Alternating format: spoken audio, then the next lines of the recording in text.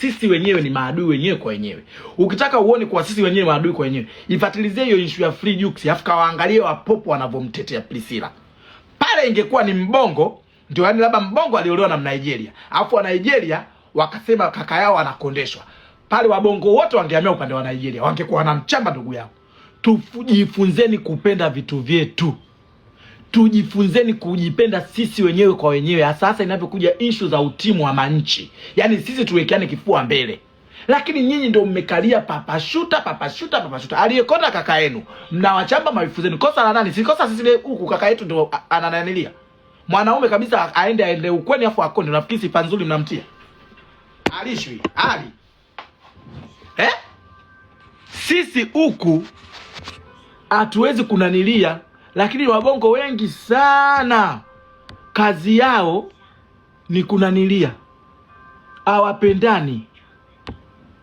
Najua wabongo wengi sana wana sarcastic ya kichwani kwa sababu maisha waliokulia hayafanani. Maisha tuliokulia hayafanani. Wabongo wengi sana wana hiyo sarcastics. Lakini jamani, hizo hasira nyingine kazipelekeni nyumbani kwenu.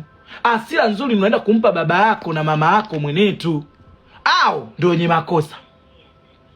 Si kipindi watoto wenzetu kwa wanazaliwa, wazazi wao wamemiliki maeneo mama Saki, baba zetu nao hivyo walikuwepo. Walikuwa wanafanyaje? Wanakalia umbea ambao wamekulisisha wewe Kisaibengo uso wakobe. Kipindi hicho watu wananunua huko maeneo tunasikia sasa hivi imekatwa Masaki ambayo ilikuwa poli ikaisha. Baba yako meyo. Ikaja ikakatwa sijui Mwembe Chai ikaisha. Ikakatwa Mikocheni ikaisha, Oysterbay ikaisha. Mpaka sasa hivi wanakata wapi huko? Tegeta huko kumeisha. Kigamboni huko ndio inamalizikia. Sijui wapi. Ana eneo. Hivyo ndio vitu vya kufocus navyo. Acha kujiingiza kwenye maisha ya watu. Na maskini ndio anakuwa na hasira vipi? Jamani, umaskini mbaya. Wewe mama, umaskini mbaya sana. We babu, umaskini mbaya sana.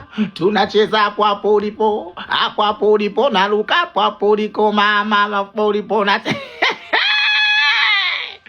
bwana we. Bwana mimi nasikia raha.